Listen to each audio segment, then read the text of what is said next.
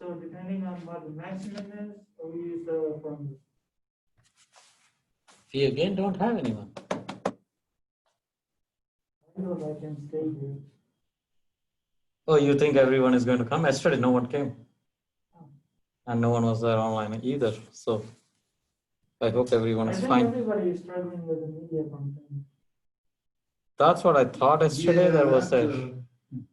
there was an outage, but if today also they're not there, I would doubt that they're Yeah, sick or probably. something. Oh no, I still don't have internet in my apartment. Yeah, but the whole 2 cities not having internet for 2 days, they will all go crazy. It will come in the news, national news. Oh, here you go, Mike. Hello, Michael. Hi. Yeah, we were wondering, no one is around. But 3 of us are here in the classroom, so I can put it. Ah, here you go, Jordan. So, and Moses is here. Yeah, all of us are here, except Elliot. He's going to show us an easier way. Awesome. You're welcome.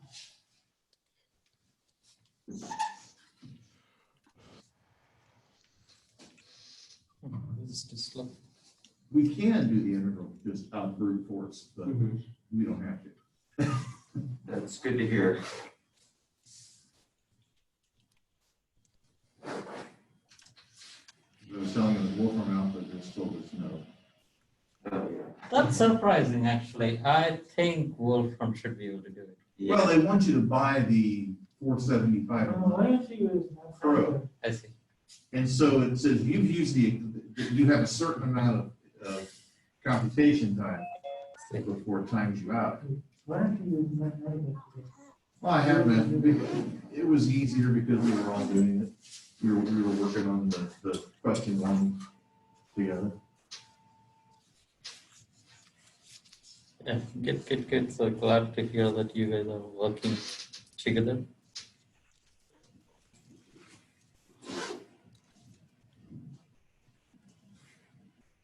I hope the upper one doesn't cut off.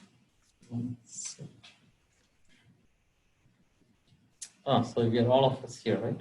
07 and Khalid.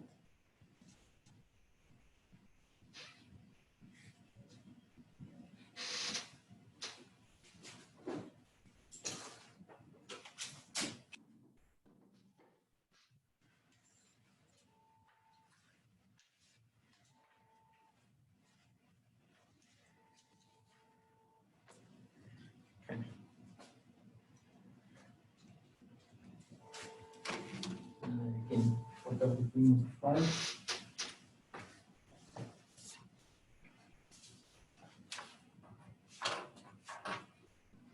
So we have midterm 2 on Monday.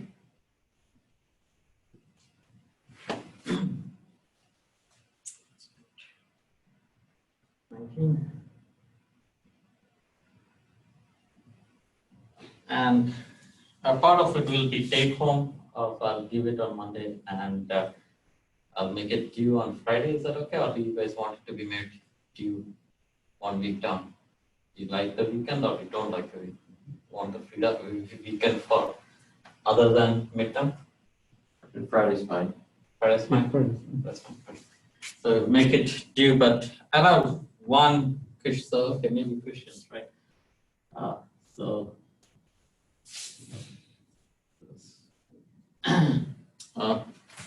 there was this. We found the stress on a sphere, right? On a sphere. Right. Something along that line, but much simpler, right? I'll probably do stress on a planar surface or something like that. Just a single planar surface. So something a lot easier than a sphere, right? So it's one question. This is all tentative, by the way. I think about it and then at the end, I don't do it. So second one, I think might be easier to ask is, we did the ring, a charged ring, electric potential due to a charged ring. something in that line of thought. So notice that it went through very easily, and there was a catch right at the end. I struggled a little, and I think I was wrong there. You guys got convinced also, so I'll change that today. Small correction there, and so change that to, so this is a ring. Anything else that has similar symmetry, like it could even be a sphere, maybe something like that. Yeah, and there is this, right? What is a multipole? Is very easy to ask.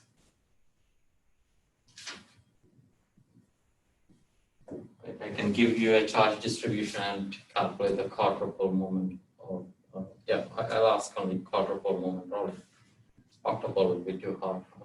Yeah, so and that's three things that I can think immediately and around that. Okay, so that's okay. So there was a question before you guys logged on. Michael or almost everyone, even Moses. All right, I think the question was, yeah, I can put it down there. So this integral, apparently you all worked on it together, from what I hear. So how do you do that integral? So yeah, I'm wondering whether I should do the ring first or this. Okay, I'll cover all this. Give me a few minutes. Okay. So we should expect 3 problems on the exam plus a take-home problem or problem? No. Some of this will be take-home. Some of this will be in class.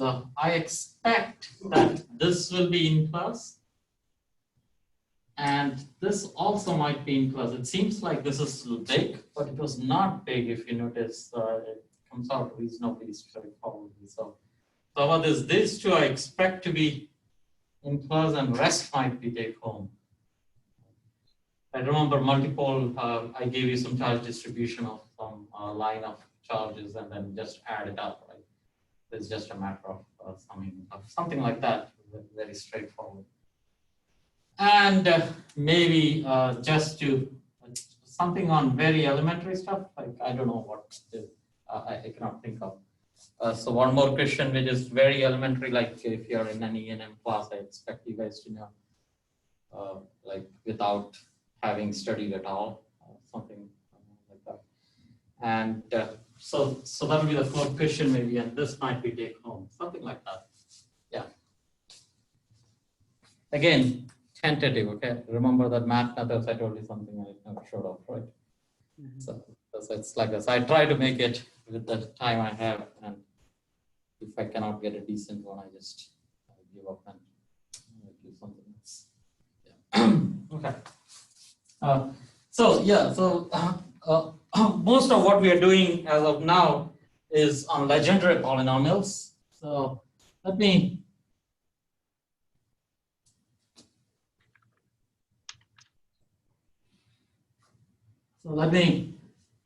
list the important properties that we need for them.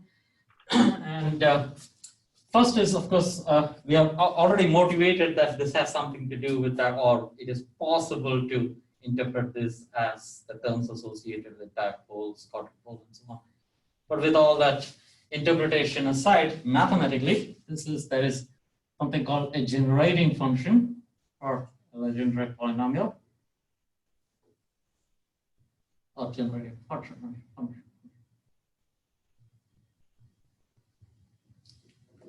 And that comes out to be 1 over 1 plus t squared minus 2xt. Notice there's two functions. Usually you say generating function g of x comma t. Expand this as a series in t.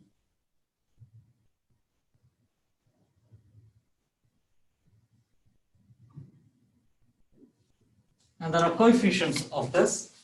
Since there is an extra variable x, whatever is its coefficient will depend on x. And those coefficients are called Legendre polynomials. of order L. This is the Legendre polynomials of order L. Okay, so that's how you define it, and most often you play with this to get the properties of that. And again, we won't at this point we don't have to manipulate this so much, but you need this to derive the next one, is the recurrence relation.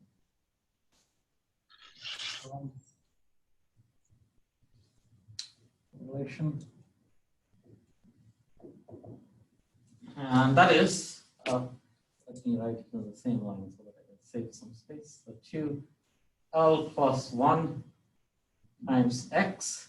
Oh, I didn't get my notes. Okay, I'll try. Lx is equal to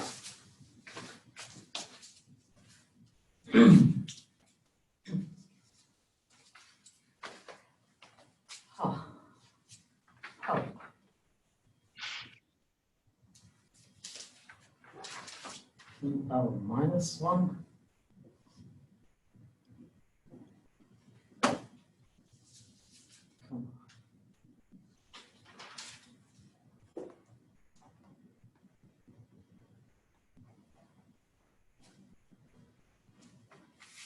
I need help. Is that an instrument? Oh, yeah.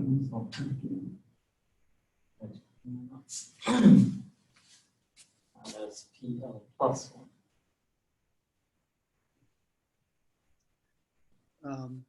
I can share my screen of a Wikipedia. Yeah, just say it aloud, maybe that's sufficient.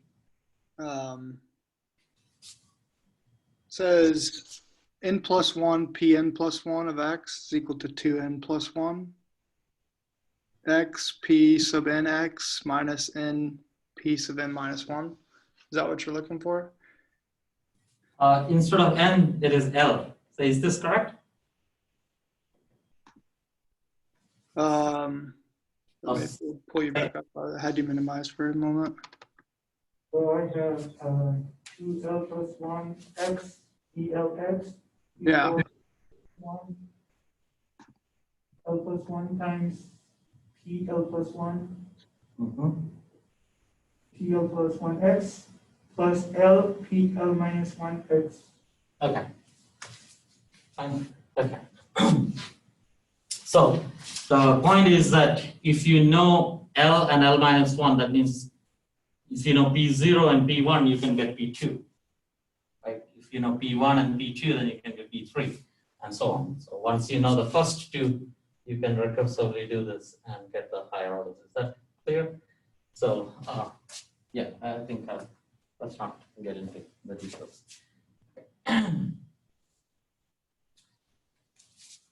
And one should know how to derive this also. That's another thing I was considering in the morning. Oh, should I ask this in the exam or not? But if I'm asking, those will be take-home exams. So don't worry about studying it really in detail. But more of a once you should do this in your lifetime, but most of the time you just need to know how to use it. Okay. Recurrence, we also need differential equation.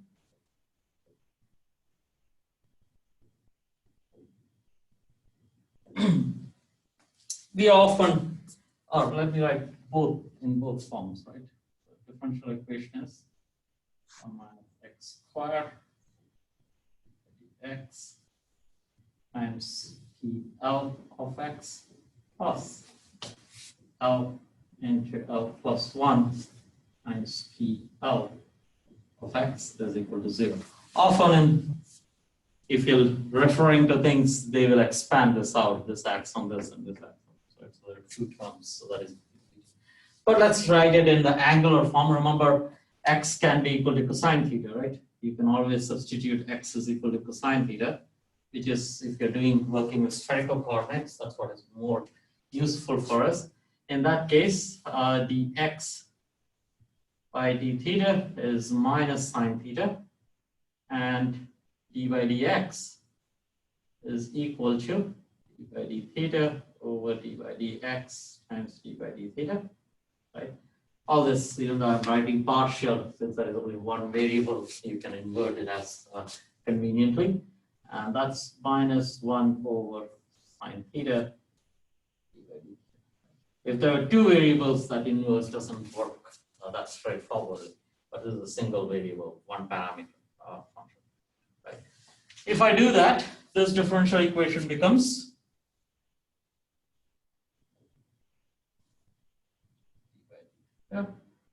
sine theta d by d L of cosine theta plus L into L plus 1. Why not write it? That's minus. Is equal to minus of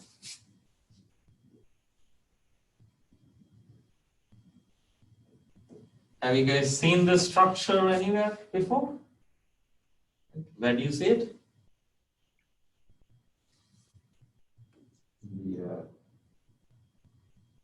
The The the del operator somewhere, the divergence or Very good, the Laplacian operator. I mean, so if you recall, the Laplacian in spherical polar coordinates is 1 over r square d by dr r square d by dr plus 1 by r square 1 over sine theta d by d theta sine theta d by d theta plus 1 over r square sine square theta d square d phi square. Correct. So this quantity is what is in there. So that's why we see the angular nature of that, right? Okay, that's a differential equation. Again, just listing it, how this comes about, we will see it somewhere else, probably in the math methods course. We also need orthogonality.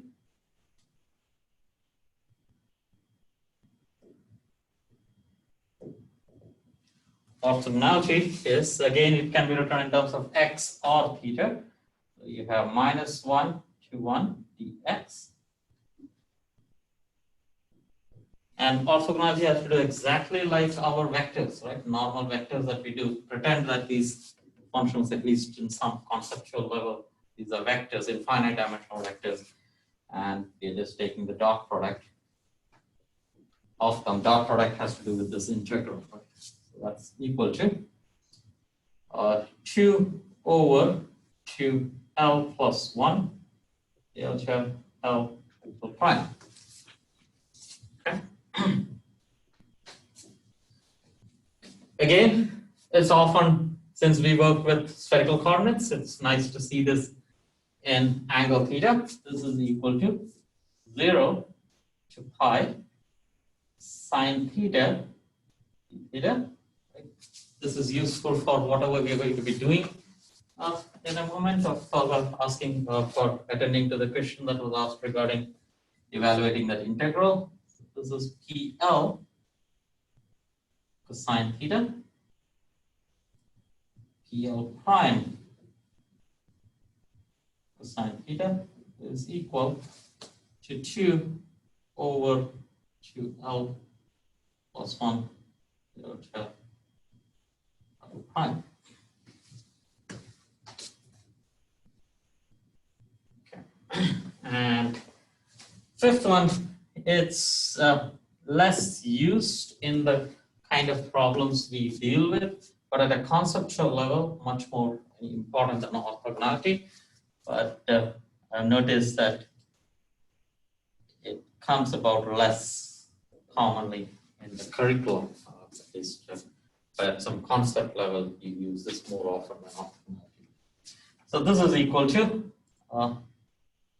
summation over L equal to 0 to infinity 2L plus 1 over 2 times PL.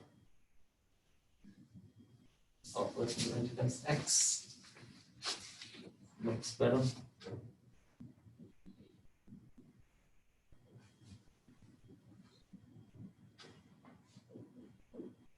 What is that equal to? If it's a completeness relation, what will that be equal to? 1. Again, X minus X prime, maybe? delta of x minus x prime has to be. So, so if it's a completeness relation in vector space, you would say this is I hat plus j hat plus k hat, correct? And that's equal to 1. That's a matrix, notice, right? Another way to see this is in index notation, that's I and j. Right? Give me an ith unit vector, jth unit vector, I'll combine them. But now we are talking about an infinite dimensional space with continuous variables that is representing this components, if you want. Again, that's an abstract way of looking at it, but reasonable. So you have to upgrade this to continuous variables. So I becomes x, j becomes x prime. That's your grading, and that's the equivalent of that. So again, at a concept level, but it goes pretty far. Okay, so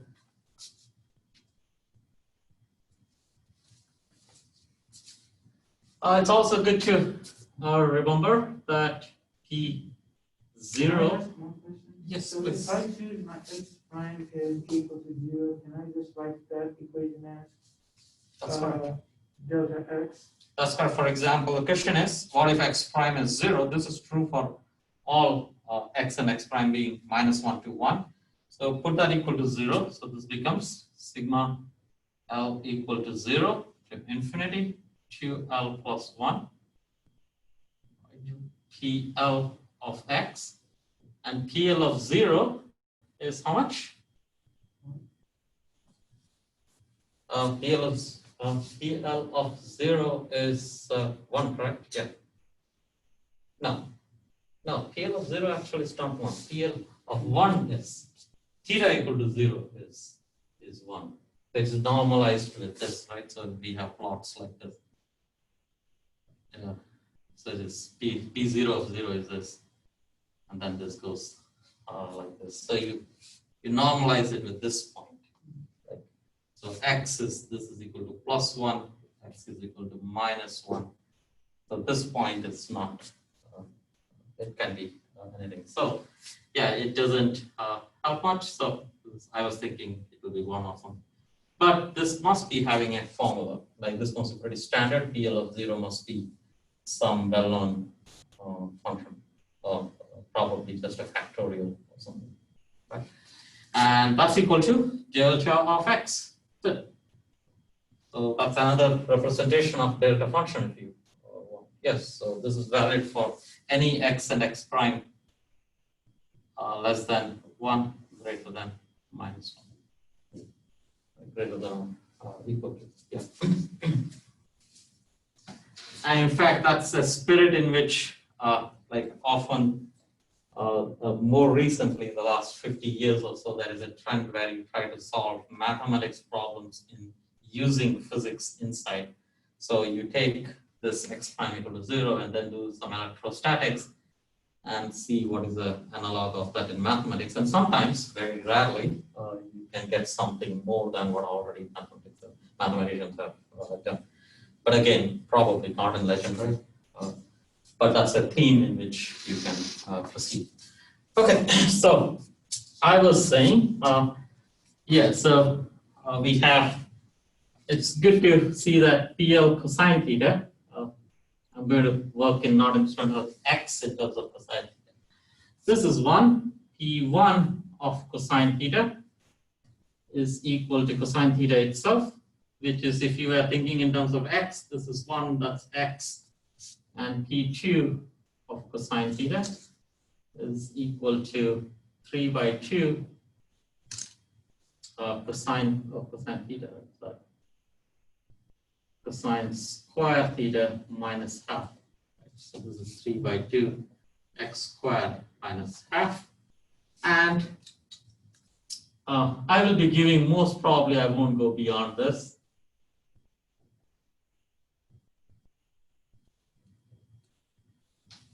Like the advantage here is that with these you can almost work by using algebra itself instead of using orthogonality and so on. So I can ask you the following. What is -1 to +1 sine theta prime d theta prime cosine theta prime? What is this integral equal to? Right? What is this integral equal to? Suppose that's our question. Right? One can of course do this integral using trigonometry, should be straightforward, but we can also use the fact that this is actually equal to sine theta prime d theta prime. So this is really using a heavy machinery to do a trivial integral, but still gets good. I want to convey a point. Cosine theta prime is P1 cosine theta prime, correct? P1 is cosine theta. I can put a 1 here, correct? That's the same as P0.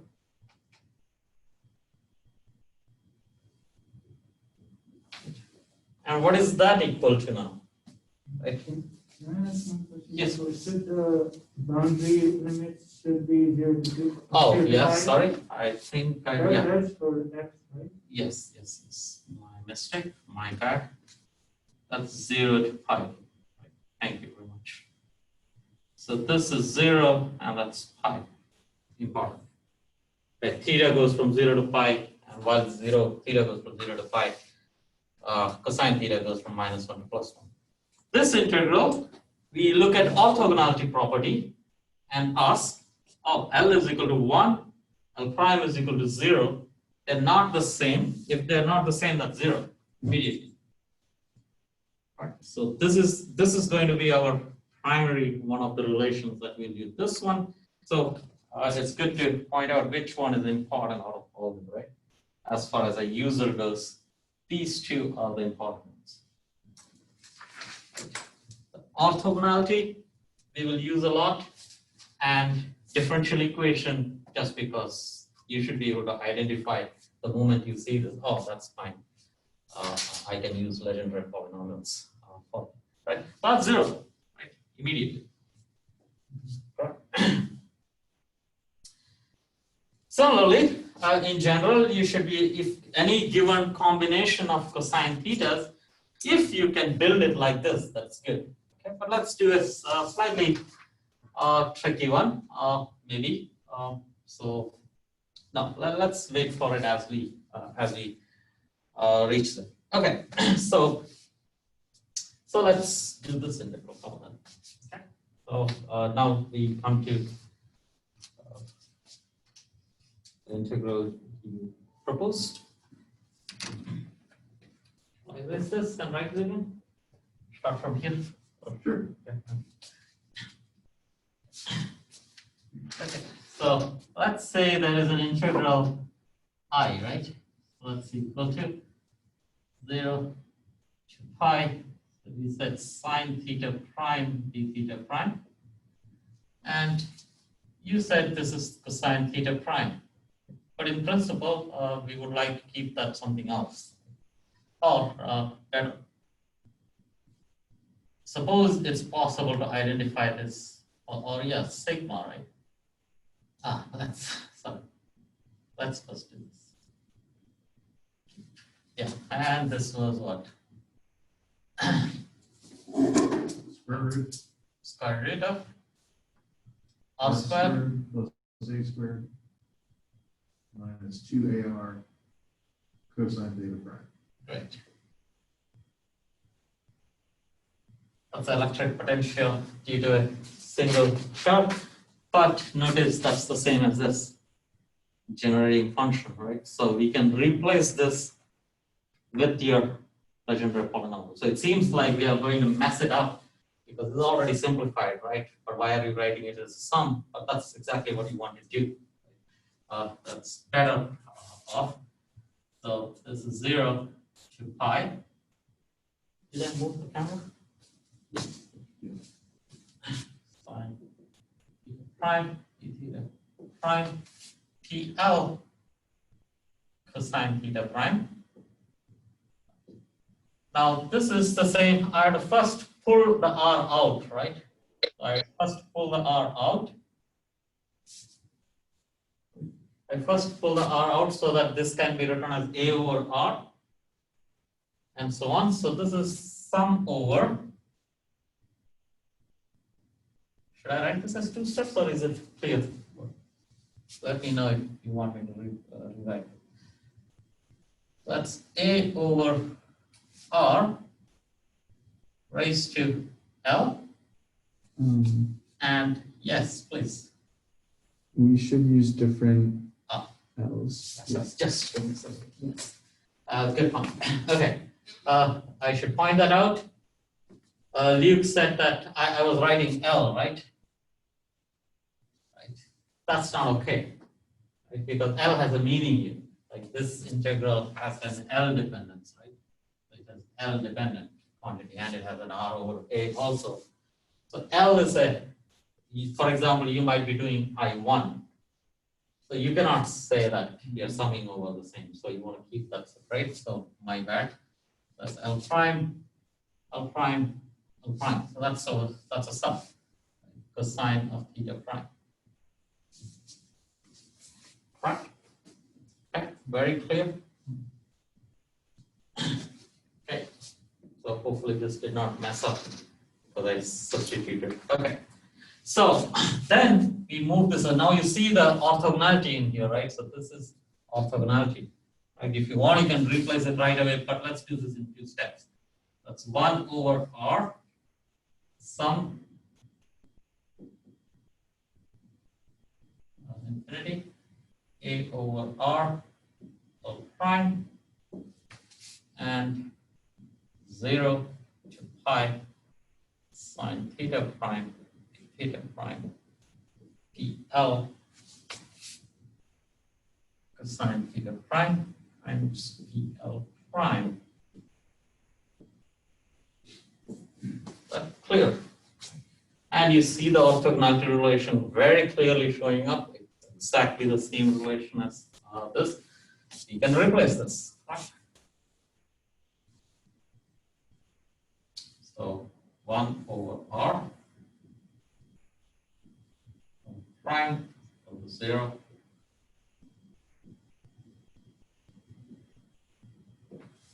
and this is 2 L plus 1. It doesn't matter whether it is L or L prime because the Kronecker delta makes it the same. Right. And now the sum also collapses because there is a sum over L prime which survives only when L is equal to L prime. That L is a special number. In your case, it was 1. So it survives only when that's the same. So I can replace all the L primes with L and drop the sum. So that's equal to 1 over R times A over R raised to L. And this is 2 L plus 1 over 2. So that's a very generic relation. In your case, for specific values, let's say L is equal to 1. So this is 0 to pi sine theta prime d theta prime cosine of theta prime. So is that 2 over 2L plus 1 instead of 2L plus 1 over 2? Oh, did I mess up? Oh, is that everyone is looking at?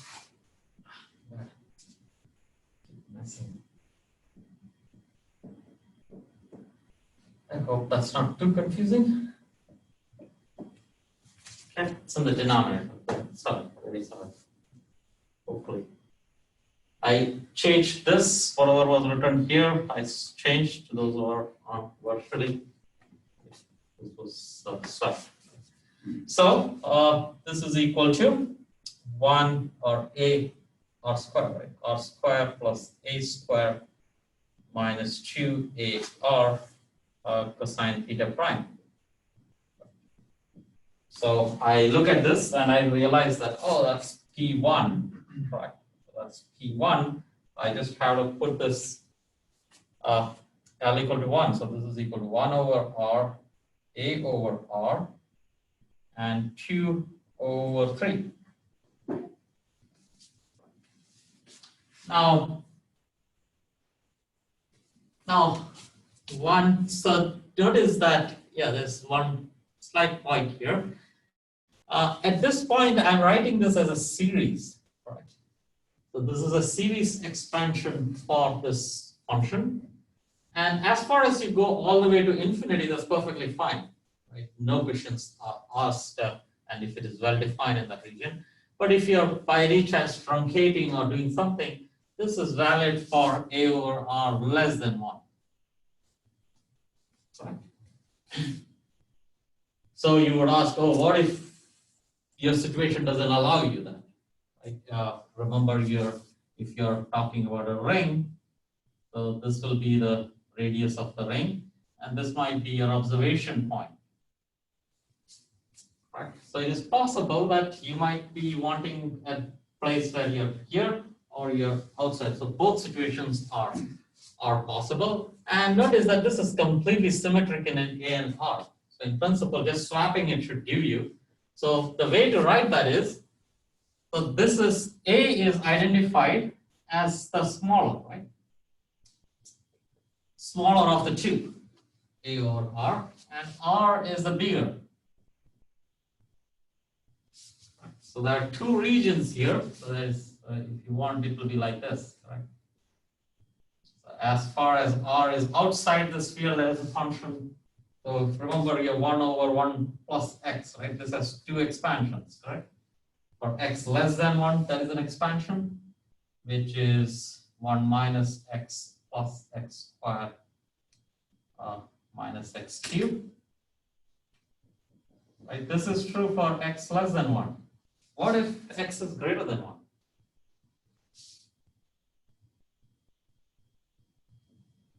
What do you do when x is greater than 1? What is expansion? Okay. So what you do is pull out the x, correct? So this is the same as if I pull out the x, this is 1 over 1 plus 1 over x, right? Now if x is larger than 1, this is smaller than 1. The same expansion works. So it is just 1 over x times 1 minus 1 over x plus 1 over x squared and so on. Right? So same thing you can do, but only in these kind of simple cases does the swapping work. But either way, the point is that since it is symmetric, it can be done that way. So you define something called R less is equal to minimum of A and R. Right? You ask the question that where do you want to make the observation, where is your source? And this you say is R less. And similarly, define a quantity called R greater, which is maximum of A over R.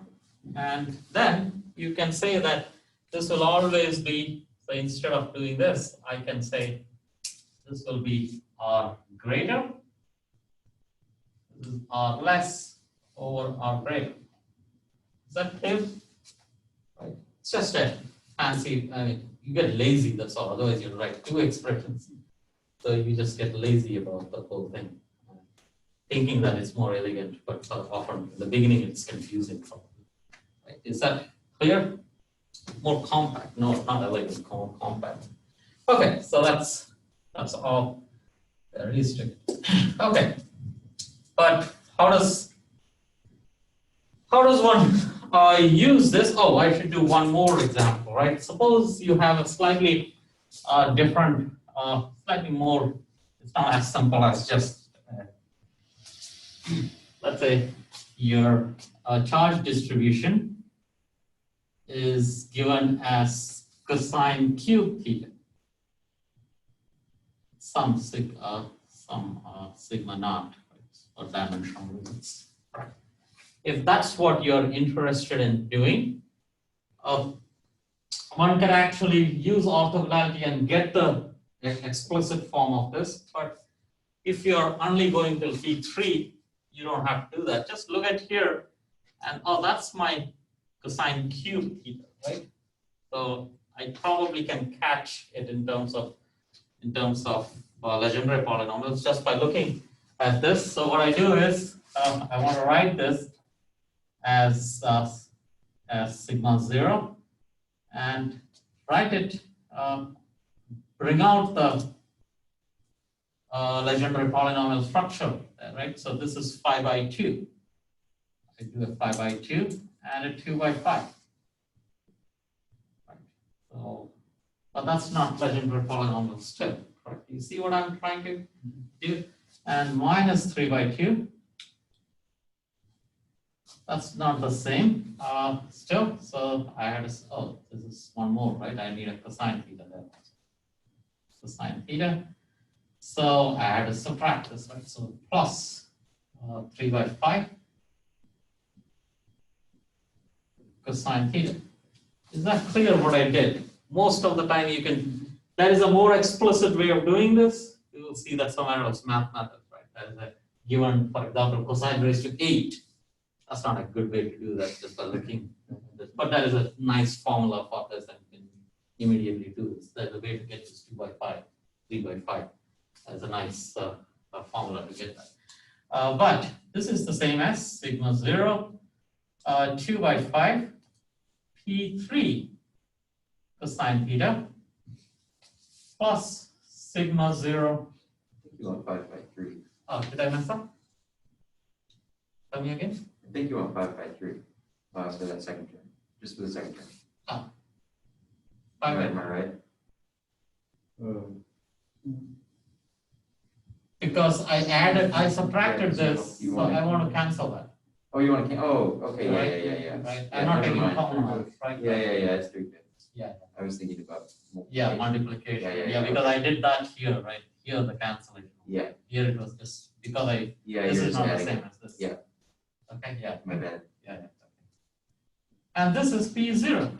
No, P1. Right? Okay. And now, so that's your charge density, right? But that's what sits there, right? If you're doing electric potential for some reason, again, if I'm asking you in a test or something, you're supposed to be able to do the steps. You cannot like use the previous results, right? So phi of, I think, z, right? Phi of theta equal to 0, I guess. That's what we do? It was R00. Yeah. Yeah. Yeah, R00, yeah. R00, right? So that's theta. Right. That's equal to, again, you get some constants there if you're all in proportional maybe. 0 to pi, sine theta prime, d theta prime, and this is sigma theta prime over same thing, right? R square plus a square minus 2ar cosine theta prime. Right?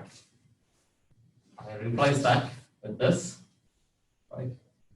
Sigma naught, let's say, 2 by 5 P3 cosine theta prime plus sigma naught 3 by 5 P1 cosine theta prime. Right? But these are two different terms. I know how to do this, I know how to do that.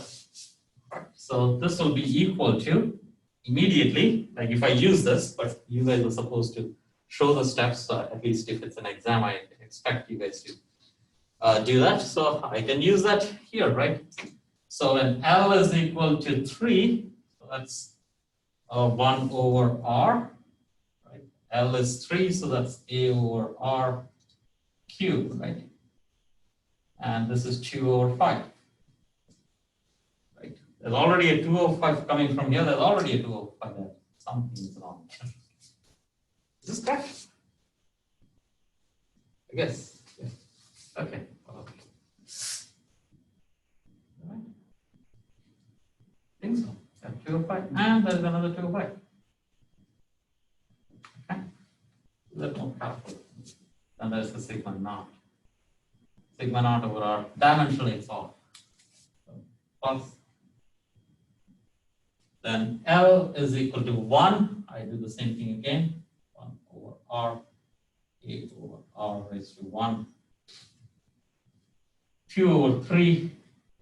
And 3 Isn't it 2 over 7? Oh, that's might be the point. Yeah. L is equal to 3 into 2, 6 plus 1, 7. Yeah, so then there is this term still I don't see it. Okay, that's correct. Okay, but you see the point, like you have to be more careful, but the steps should be very clear. You're not really doing the integrals. Like we don't need Wolfram. We just use identities in a sense. It's like saying that if you know, say, trigonometric identities, you don't prove sine square theta plus cosine square theta is equal to 1, right? So this is now your new identities. Legendre polynomials is a whole new arena. So we can use the identities associated with Legendre polynomials. Is that clear? Very clear? Like. So this was a problem we asked, right?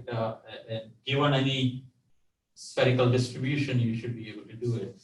And once you know the orthogonality, it's just going from here to that. Just that you have to fill in the steps for the orthogonality. Just 2-3 steps. That's all. It's reasonably straightforward. And this technique goes through the whole. I think quantum mechanics is done this way. When you do differential equations, separation of variables. That's all uses this all the time, everywhere. That's the primary idea. Okay. Any questions at this stage? Great. On the other side of the world, Jordan, Michael, yeah. Okay. Okay. Yep. All right, not right now. Okay. So now let me go back and let's do the problem we did on the ring.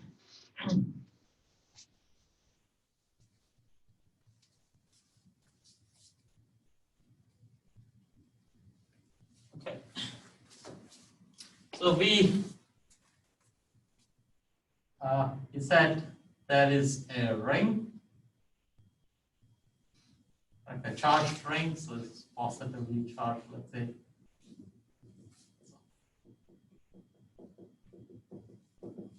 And there's a charge Q up there. We said that the charge density for this, if I don't write R prime, this is just R prime. This is equal to Q over Q pi A square times rho minus A, right? And delta of Z. Right? If this is on the xy plane, Z equal to 0 plane. That could be your Z axis. And we would like to measure this at some arbitrary point. And we can, of course, go to the integral and try to do this, but we said, oh, this is a symmetric, this has azimuthal symmetry. So I should have my electric potential of the form R, where I observe it somewhere. That's your R, and that's your angle theta. That's all it should depend on. Correct? The moment I have this angular dependence, we can claim that, oh, a suitable candidate is our Legendre polynomials are expanded in terms of Legendre polynomials. So I said the solution has to be of the form L equal to 0 to infinity as PL cosine theta. Right? These are your unit vectors if you want, right? L equal to 0, L equal to 1, and so on. Its coefficients, we called it L. Oh, sorry, AL. But since this is a function of two variables, if all the angle is pulled in here, it has to depend on R. And we also specifically pulled out a few things just for convenience. We said Q over 4 pi epsilon. So this was, so AL is some unknown function. I can write that in terms of another unknown function where I pull out these things. That's Q over R.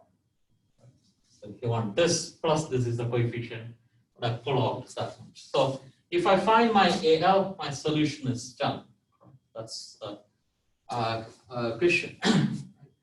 But this doesn't address the question of it being satisfied the Maxwell's equation at all. There is still structure for AL that you should look for. And let me say that. And let me try to say that and come back and what we did wrong last time. Okay. This has to satisfy the Laplacian. Why?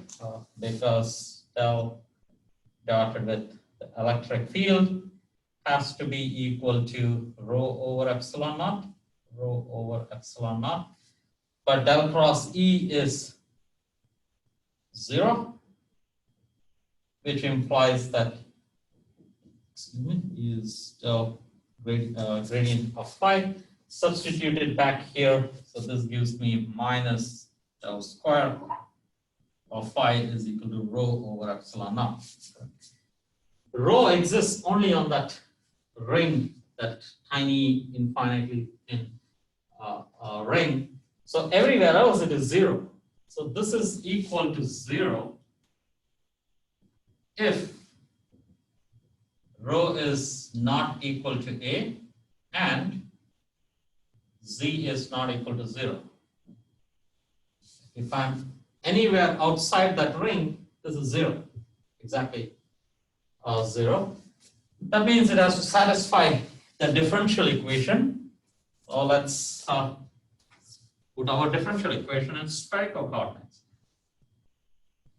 d by dr, r square, d by dr plus 1 by r square, 1 by sine theta, d by d theta, sine theta, d by d theta, plus 1 by r square, sine square theta, d square, d phi square, acting on my phi should be 0, but my phi is this. Right? So that's my phi. I put the whole sum there.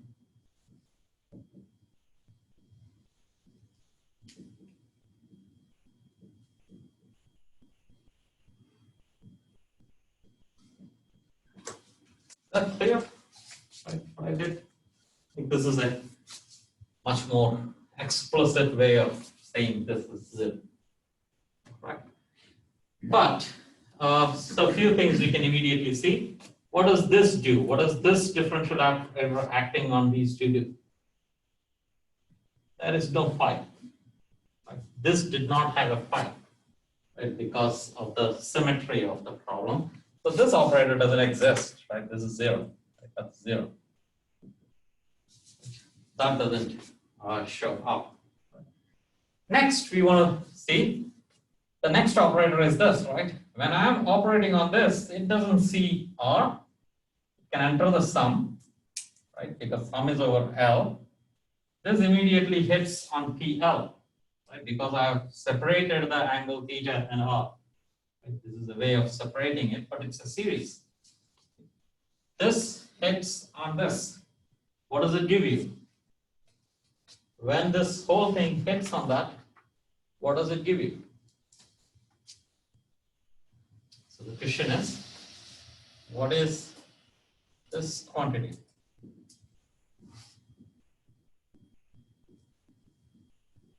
Equal to.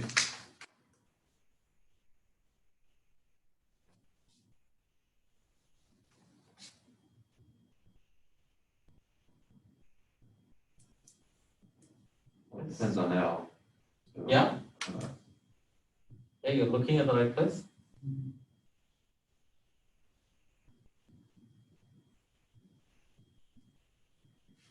So you look at this differential equation, right? This is this, Okay. right? Oh, yeah, yeah. Right? Oh, you have your camera in between. Okay. That doesn't help. Right? Right? So that's just this. So I can replace this with L into L plus 1 times PL sine theta. Just that now there is an L, I have to make sure that I have to move this into the L, then I cannot come out. Once I go into the sum, I cannot come out because that sum is over L. Right? So notice how things are working. I bring the L out. So I bring the L out, 0 to infinity. But this still acts on that, right? So this is 1 over R squared d by dr, R squared d by dr. Right. This acts on AL. So let me do this as two terms, right? This is AL of R. This doesn't act on anything else, and this is PL sine theta. The next term is, maybe I changed my mind. I should write that out.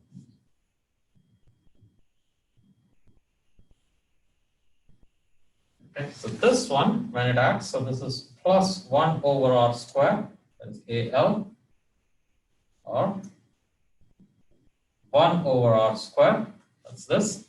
And this whole thing is L into L plus 1, oh, with a minus sign, right? With a minus sign,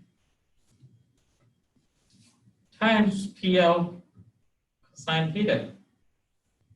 That whole thing is equal to 0. Is that clear?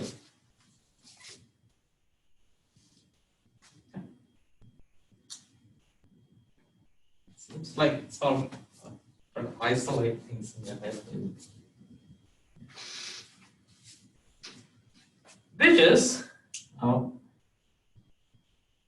L equal to 0 to infinity. I want to, oh, you have to run. That's bad. You are the one who asked the question. No, you answered my question, that was good. Yeah, this is, oh yeah, this is slightly different, right? Yeah, okay, yeah. But do look into it. Oh, I'll watch you too. Yeah. You too. Okay, so this is PL. Notice this does this differential operator doesn't act on this, right? So that's independent. Maybe I should put it in the front so that there's no confusion. Right? This is PL cosine theta that comes out. And this is 1 over R squared d by dr, R squared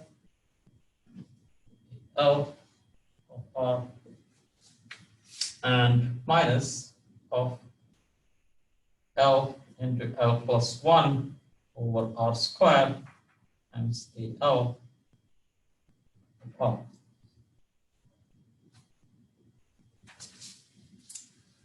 Whatever this is, correct? Whatever this square bracket is, that's independent of theta, right? If you have a series L equal to infinity, PL cosine theta times, let us say, BL, right, is equal to 0. What can I say about BL?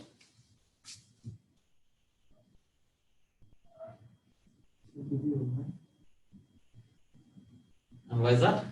Because the PL cosine theta does not go to 0. Huh? No, that's not the reason, but yeah, the answer is correct. BL is 0. Why? If we're looking at the sum and that PL cosine theta, is it, no, BL acts like a coefficient to PL cosine theta. And if the whole function goes to 0, then that means each of the coefficient for a function should also go to 0. Yeah, because this is a complete set. Not any function will not do that, right? Because these are like unit vectors, I said, right? If you have a vector, like I hat 3x plus or a, right? A I hat plus bj hat is equal to 0 means that a and b are 0, right? So these are like unit vectors, it's a complete set. If you expand any function in terms of this, and if its components are 0, that means the function is 0. If your components of a vector, all the components of a vector are 0, the vector is 0. Right? These are the components of the, like you say, these are the projections of the function in that eigenbasis. So this implies that this is equal to 0. Right? So that now you started with theta, but now you have a condition on R. So this implies that this whole square brackets is 0.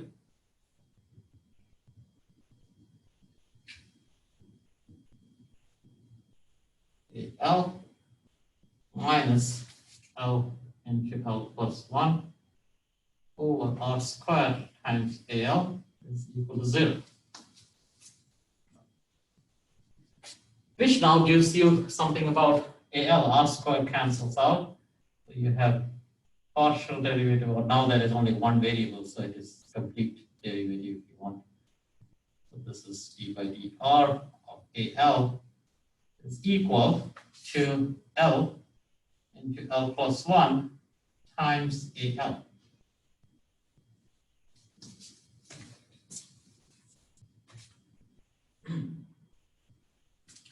The solutions for this, by let's say trial and error, I think you can do this in a formal level also. If AL was some constant AL times, let's say, R raised to L plus 1, this is like a homogeneity constant. Then partial derivative of this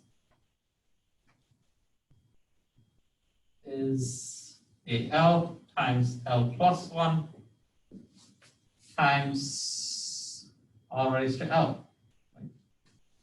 If I were to take 1 over R square, no, I will multiply by R square, right? R raised to 2. Oh, I probably don't want to write this. I want to say L. Sorry. Let's see. L. Right. So this is L times R raised to L minus 1. But then I multiply by R squared. Multiply by R squared, that makes this plus. L minus 1 plus 2. That makes it plus. Take a differentiation again.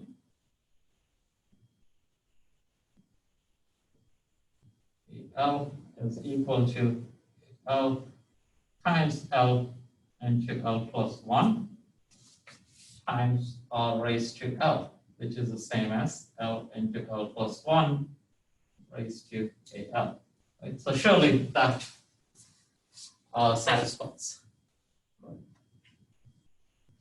So going back to our construction in here, that means that our phi of R comma theta has to be equal to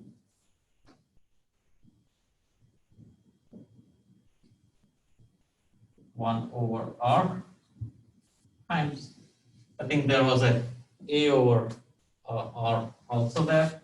So this comes out to be A over R raised to L.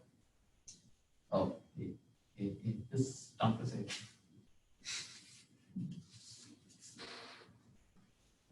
I'll change this. This is capital R.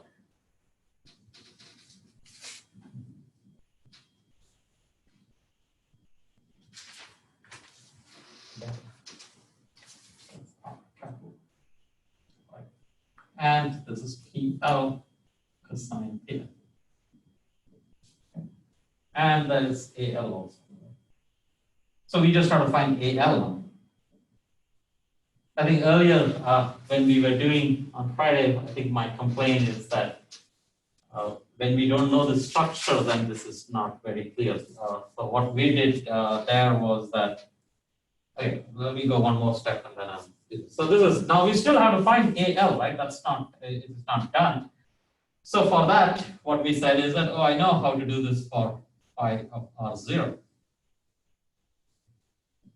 Phi of R0 is nothing but Q over 4 pi epsilon naught times 1 over R times L equal to 0 to infinity A L R over R. And PL of cosine of 0, that's PL of 1, that's all 1. Right? They are normalized, so this is just normal. So that's just this. So we are almost there to the solution. If I find AL, I know it. But for that, what we said is that phi of R of 0 on the axis, correct? Theta is equal to 0 is on the axis, and that's a relatively easy thing to evaluate, and that's equal to probably Q over 4 pi epsilon naught 1 over R, and I think now R is Z, right? So I think it is, you guys know? So it is, oh, you can imagine, right? So R square plus A square. So this is 1 plus R square over R square. Okay, that's what this is. And this is the same as do a summation or sorry, series expansion of this gives you, we did that, n is equal to 0 to infinity, and we said R over R raised to 2 times n. And what is that? There was a minus 1 raised to n. Then there was a, can you guys help? 2n plus 1 factorial. I think that's all that. I think I just said 2n factorial. Yeah, there's 2n. 2n factorial. Over 2 to the 2n. 2n factorial and 2 raised to 2n. Correct. That's what we did last time. And this is equal to Q over 4 pi epsilon naught 1 over R L is equal to 0 to infinity AL R over R raised to. And now there is no ambiguity, I say, because now what is clear that I can compare the coefficients. Earlier what we had was, instead of this, we had L equal to 0 of AL. Right? Then I claimed that it is not very obvious that this is the sum. So that was my complaint. So check it out.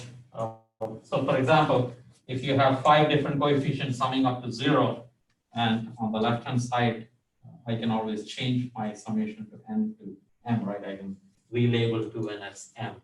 So I think that's not completely correct, but here it is very clean. This is a Taylor expansion. Taylor expansion is unique. So this immediately implies AL has to be, so AL has to be equal to, first of all, if it's odd, it is 0, right? If L is odd, it is 0. 0, 2, 4, it comes in. And if L is 2, how was this? If L is equal to 2n, then it is this. I can put it like that. Then I think I can write it easily. I think this is correct.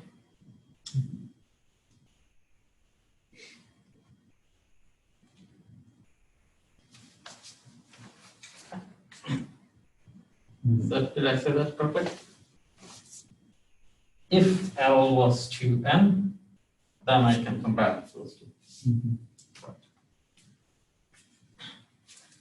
Now notice that if I were, so what I'm planning to do is that on Monday, I'm going to give you another geometry, which again has this azimuthal symmetry.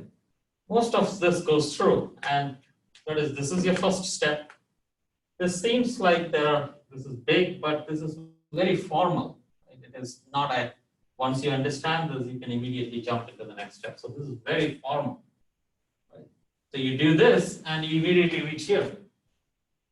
Right? This is the same steps you will have to do for any geometry. Right? So you immediately reach here. And then you use the idea that, oh, do I know the answer for any particular case? Because that's what I compare with, right? I need to know the particular case. So I'll give you a problem in which you know a particular case. Then you have to do this comparison. So mostly this is what it boils down to. Right? So it will be a relatively simple problem in the sense that once I tell you that I'm going to ask you that, then it's a simple problem. But otherwise, this is an unknown problem. Right? Anything that has an azimuthal symmetry, you're trying to solve it. So it's kind of a significant technique. And of course, the solution is in terms of as a sum. It's not a closed form solution. You find here, but it's like saying if you know that something, some function's Fourier transform, that's good enough. This is a Legendre transform. Okay. Is that clear? What I'm going to ask on the other side, Jordan, Michael, Alia? I think so. Yeah. Okay.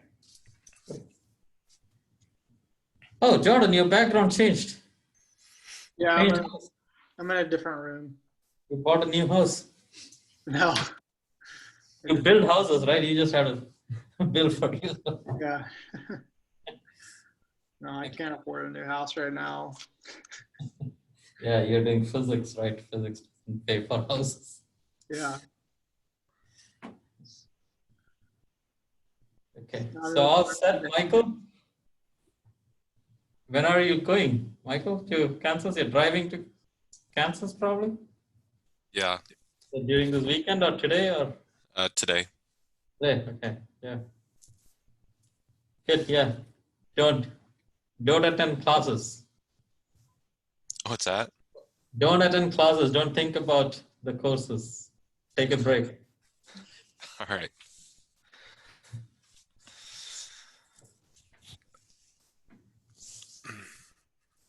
Okay. Anything else? I think I met my time. Yeah.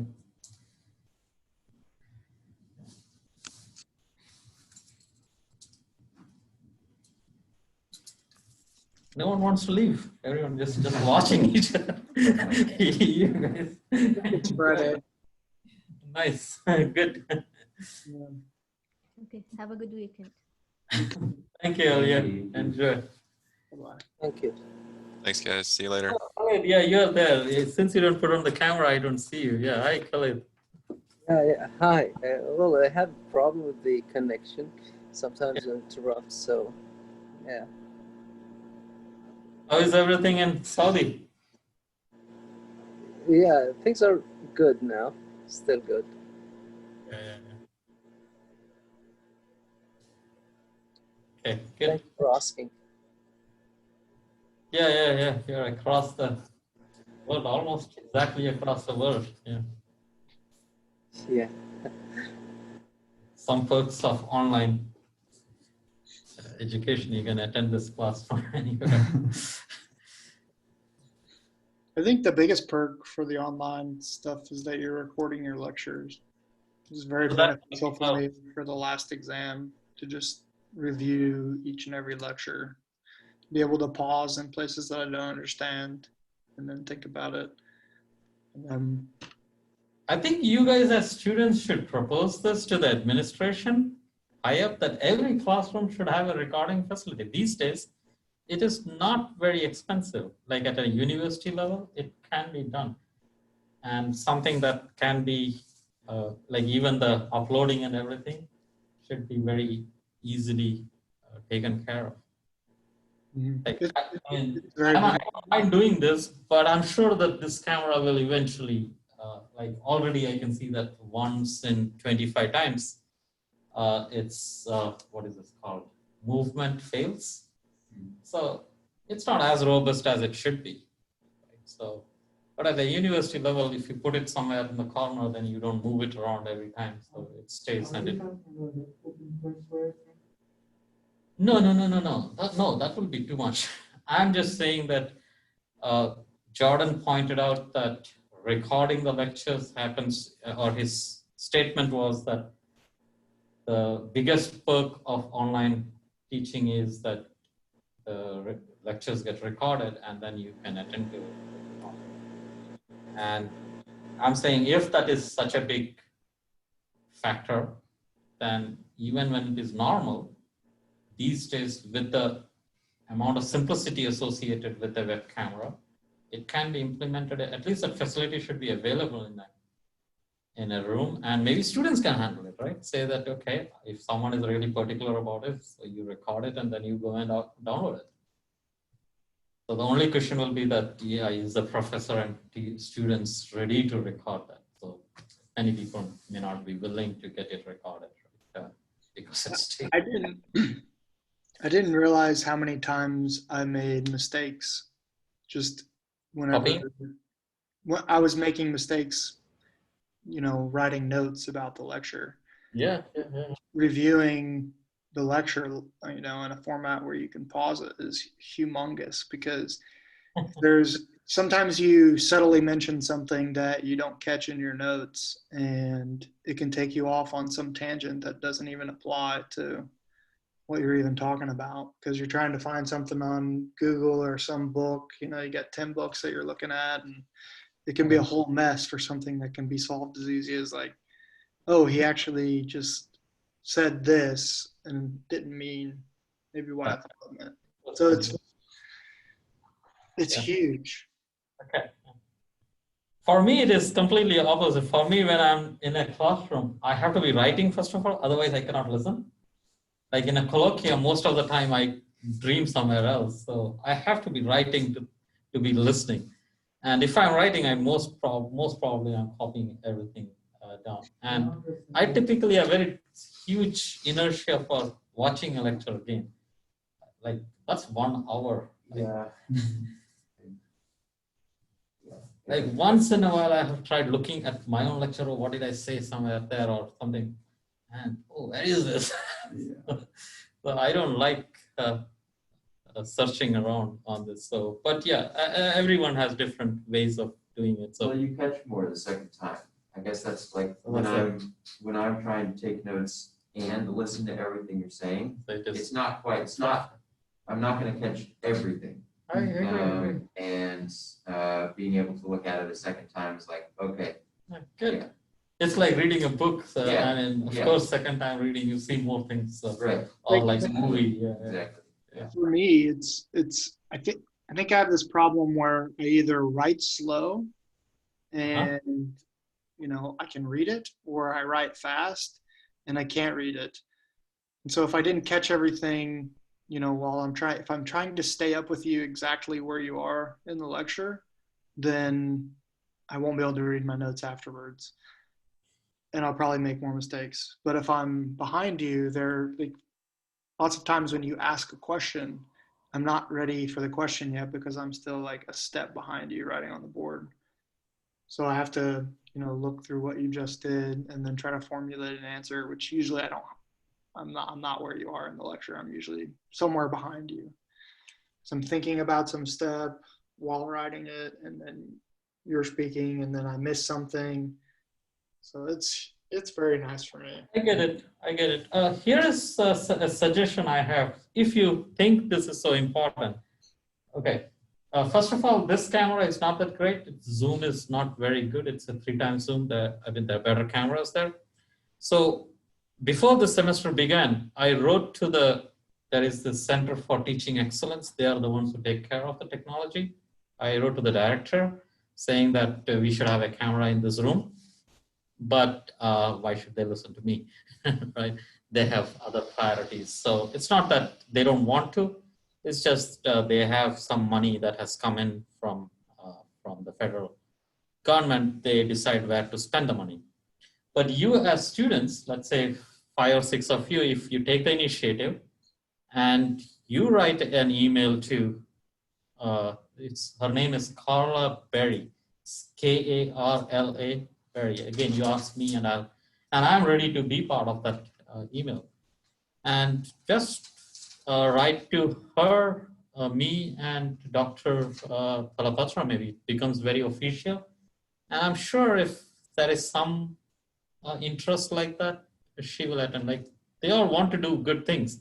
It's just that, like me, there might be 10 other requests that must have come, and it's not very important. But if the whole community is doing it, there is a little more weightage you get. So I would say if it is not too much effort, just 3-4 lines. It doesn't have to be very formal. But if you write it, I think it might help all of us here. And then it can be up in the dome there, and there might be remote something, so we don't have to do this all the time and bring a computer there, immediately upload it or do something. There must be softwares available for it. I'm sure. Yeah. And then we're that much closer to a surveillance state. Yeah, okay, so now, I don't know, yeah. So, true. It's not so good. I agree. Oh, See, I know, not yet. everything of this comes at a price. Well, the Yeah. thing is, it does not have to be up there. It can just be like a camera on a stand, a better camera, of course. But if it is on a stand, they won't let you keep, like, then someone will steal it, right? That cannot work. It's a good amount of money. See, just, I was asking what is just if you, I cannot first of all go You and know, if you, put something here. There if is you go some, to- if you go to like some classrooms around the campus, they have like projectors up from the ceiling. yeah. It could be something like that. Yeah, that's what I'm exactly, saying, yeah. But it takes a lot of money to assemble that. That's my point. I was trying to say, just to do about 2-3 hours of work on the ceiling, it might be $1,000, $2,000 you're talking about, which the department has to pay to the physical plant, which means they charge someone. A lot of the problems with the cost comes with the unions that have to put it in for the universities. Yeah. So like, say you wanted to, the physics department, at least this is how it was at the previous state university I was at, is that if you wanted to have some table removed from some room, there are unions that are hired out by the university basically that say that, hey, that's our work. So you can't really, you're not supposed to do it on your own. You're supposed to have the people that are.